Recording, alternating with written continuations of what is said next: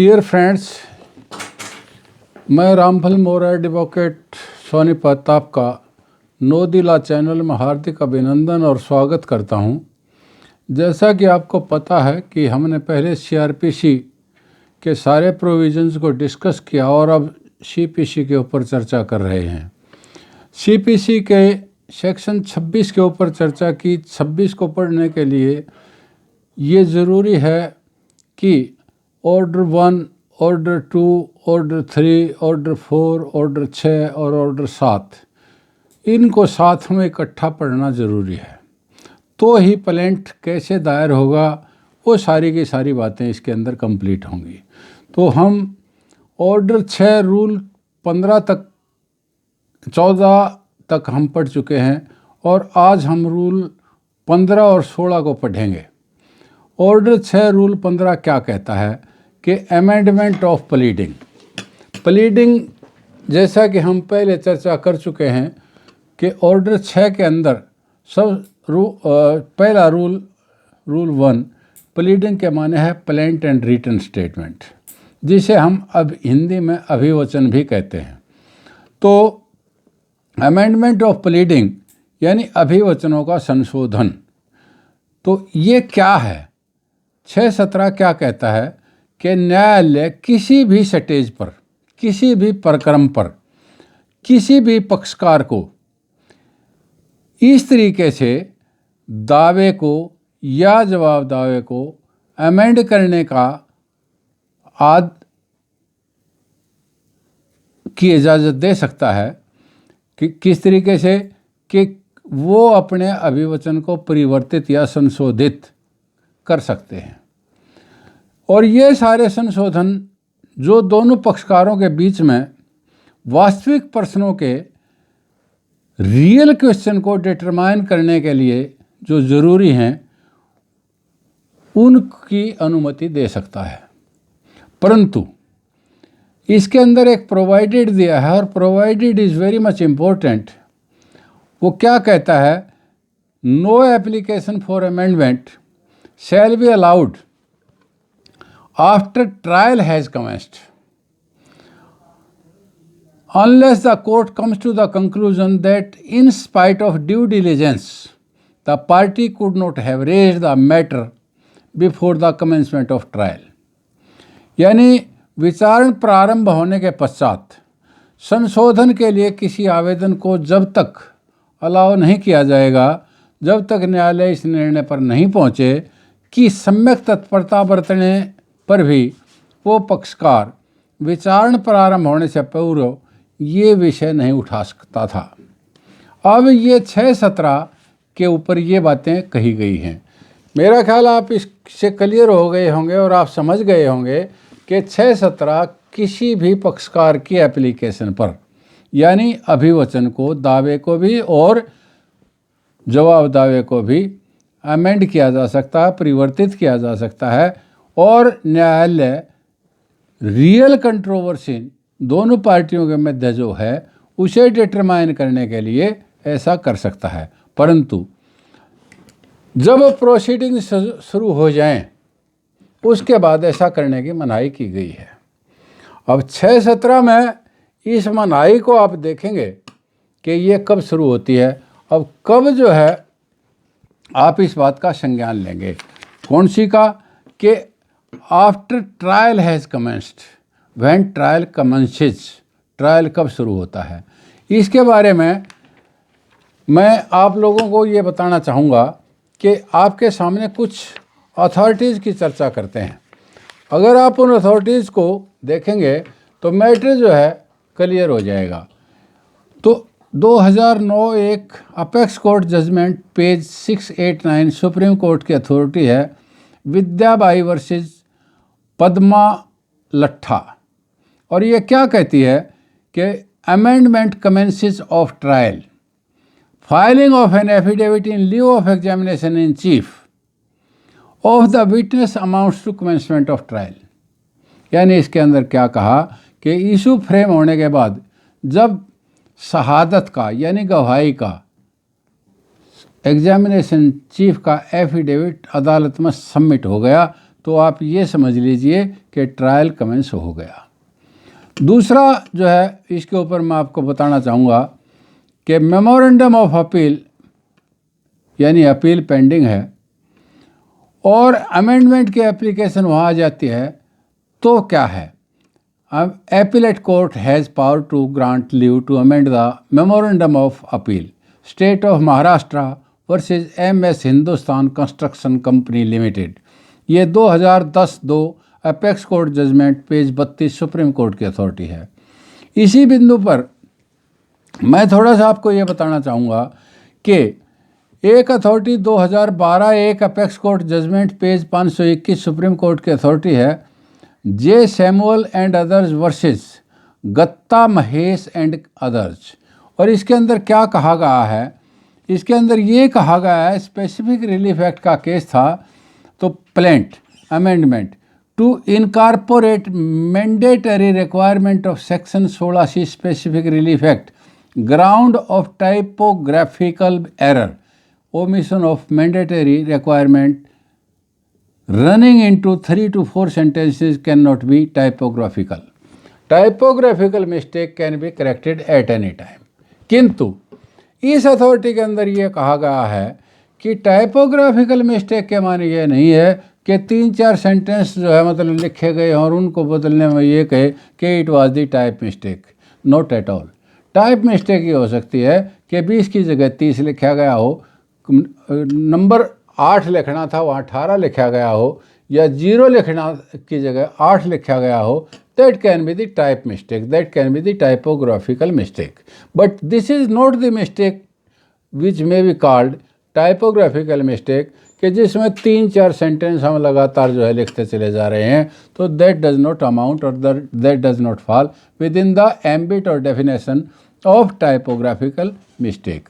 अब एक अथॉरिटी मैं आपको बताना चाहूँगा, राजकुमार वर्सेस दीपेंद्र कौर सेठी की अथॉरिटी है, 2005-1 apex court judgement page 446 supreme court. Ready and willing के ऊपर क्या है, sought to be introduced by way of amendment in a suit for specific performance, question of limitation is not involve in allowing such an amendment in the plaint. यानी question of limitation जहाँ है ना, वहाँ पर भी न्यायालय को ये देखना है कि क्योंकि प्राय अमेंडमेंट जो है उसी डेट से चली जाती हैं जिस डेट से दावा दायर किया जाता है या जिस डेट से रिटन स्टेटमेंट फाइल की गई है। लेकिन यदि लिमिटेशन को प्रभावित ना करती हो तो अमेंडमेंट की जानी उचित है, और यदि अमेंडमेंट को प्रभावित करती है तो अमेंडमेंट नहीं की जानी चाहिए, यानी लिमिटेशन प्रभावित नहीं होनी चाहिए। इसके ऊपर दूसरी अथॉरिटी मैं आपको बताना चाहूँगा, 2001-2 apex court journal page 573 supreme court की अथॉरिटी है, Siddilingappa and other versus Maintha Sonwe. ये क्या था कि ordinary the amendment relates back to date of filing of the suit originally unless for reasons the court exclude the applicability of the doctrine in a given case. यानी यदि amendment के ऊपर subject to limitation amendment नहीं की जाती है तो वो अमेंडमेंट विल रिलेट बैक। तो इस आधार से मैंने इस अथॉरिटी को बताना उचित समझा।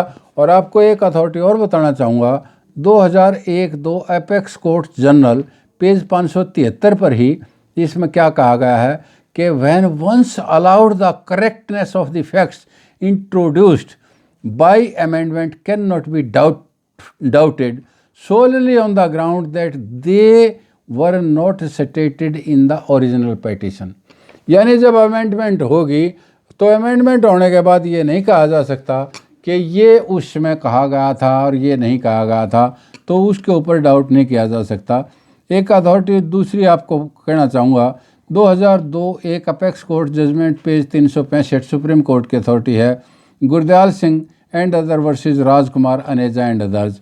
इसके अंदर कॉन्सिक्वेंशियल अमेंडमेंट की बात थी। Once amendment of pleading is allowed then an opportunity has to be given to the opposite party to amend his pleading. Opposite party shall have also to make an application under Order 6 Rule 17 which ordinarily and liberally should be allowed. तो इस प्रकार से एक authority में altering basic structure of suit के ऊपर करना चाहूँगा कि 2009-2 apex court judgement page 663 supreme court की अथॉरिटी है, और ये authority Alkapuri cooperative housing society limited versus Jayanti Bai के केस में डिसाइड हुआ था। प्लेंट और उसके था जो है उसमें अमेंडमेंट मांगी गई थी। Altering basic structure of the suit held such an amendment is impossible. जहाँ पर basic structure of the suit की अमेंडमेंट हो वो जो है परमिसिबल नहीं है, दैट इज़ इम्पॉसिबल। तो एक अथॉरिटी मैं आपको कहना चाहूँगा 617 के ऊपर ही 2004-2 apex court judgement page 398 supreme court की अथॉरिटी है कि Pankaja and other versus Yellappa. तो इसमें क्या था कि plaint amendment delay relief barred by limitation amendment can be allowed depending upon the facts of the case if grant of an amendment really subserves the ultimate cause of justice and avoid further litigation, the same can be allowed. There is no straitjacket formula for allowing or disallowing an amendment of pleading. Each case depends upon the factual background of that case. अब इस सारे के बाद मैं आपको कुछ authorities written statement के बारे में भी कहना चाहूँगा, लेकिन एक इससे पहले कि मैं ये बात आपको कहूँ, एक authority Alkapuri cooperative housing society limited versus Jayanti Bhai वाले केस में जो 2009-2 apex court judgement page 663 supreme court की अथॉरिटी है, इसके अंदर क्या कहा गया कि third party sought to be introduced by way of amendment. It is not only order 6 rule 17, rather it is also a case of order 1 rule 10 CPC which is applicable and period of limitation also comes in। तो इस प्रकार से अब मैं written statement के ऊपर आपको 2-4 authority बताऊंगा कि रिटन स्टेटमेंट के अमेंडमेंट के बारे में क्या है कि रिटन स्टेटमेंट के बारे में प्लेंट के अमेंडमेंट की तरह थोड़ी सी ज़्यादा नरमी दिखाई जानी चाहिए।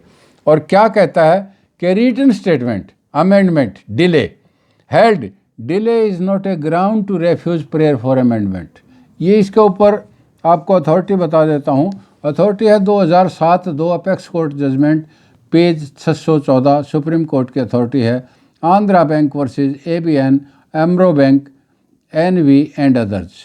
फिर दोहराता हूँ अथॉरिटी को, amendment delay held delay is not ground to refuse prayer for amendment. दूसरी अथॉरिटी आपको बताता हूँ कि इनकन्सिस्टेंट प्लीज के ऊपर है, amendment can be raised by defendant in written statement although the same may not be permissible in case of plaint. यानी जब दावे को अमेंड करना है तो inconsistent pleas are not allowed, but in the written statement even though inconsistent pleas are there can be raised by the defendant in his written statement. तो ये authority है 2006-3 apex court judgement page 17 supreme court की authority है Baldev Singh and other versus Manohar Singh and other. तो इस प्रकार से मैंने आपको 6-17 के ऊपर ये अथॉरिटीज़ बताई कि किस तरीके से amendment of the plaint and written statement can be. अब 6-18 जो है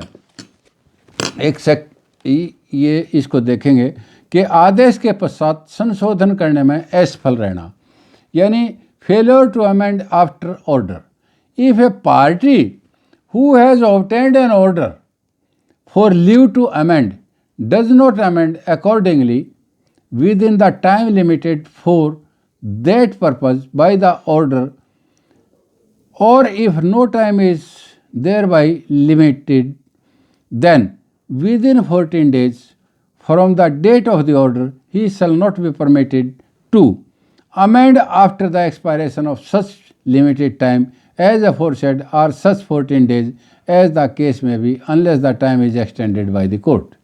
तो क्या कहा गया है कि यदि किसी पक्षकार को संशोधन करने की इजाज़त दे दी गई है और उसने आदेश अपने हक में प्राप्त कर लिया है, तो उस आदेश के द्वारा उस प्रयोजन के लिए परिसीमित समय के भीतर उसे जो है अपने दावे को अमेंड करके देना होगा। यदि उस में इस तरह की कोई तारीख निश्चित नहीं की गई है तो 14 दिन के अंदर अंदर उसने इसका अमेंडमेंट करना होगा। यदि 14 दिन के अंदर वो नहीं करता तो समय बढ़ाया जा सकता है, और समय नहीं बढ़ाया गया तो फिर उसका फेट क्या होगा, इसके ऊपर मैं आपको एक अथॉरिटी बताता हूँ, और वो अथॉरिटी है 2002 एक apex court judgement page 365 supreme court की अथॉरिटी है, Gurdayal Singh and others versus Rajkumar Aneja की।